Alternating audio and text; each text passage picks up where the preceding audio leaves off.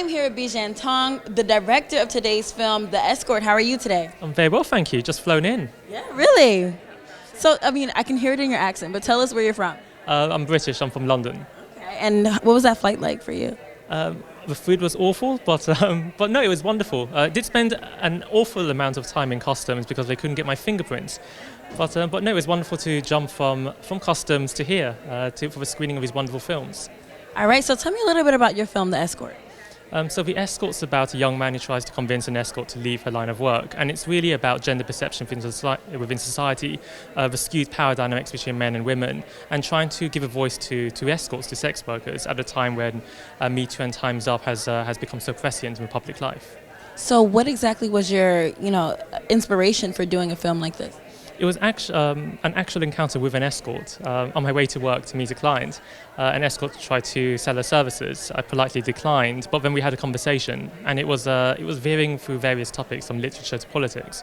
And after she left, I found myself wanting to better understand why some people choose that line of work.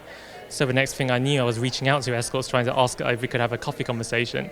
And we did, near my house, a coffee shop, a roundtable discussion with a series of escorts. I can only imagine what the staff were thinking. But yes, that led to me writing the script and shooting this film. So what was the process in making this film, especially, you might have done your research behind, what an escort's life is like. What was that like? It was quite daunting. It was quite fascinating. For me, I wanted to make sure that I didn't make any assumptions about the industry. I wanted to ensure that their voices would be heard and that it would be credible and authentic. So after doing the research and conversing with them and keeping them, throughout we kept an ongoing conversation, it became a case of trying to tell a story that did justice to them and finding the right actors, finding the right crew to really bring the story to life. And what exactly do you want your audience to take from this? I want them to be more open-minded and to listen to what they have to say. It's a story that's hearing their words, but hearing both sides of an argument, of an age-old argument.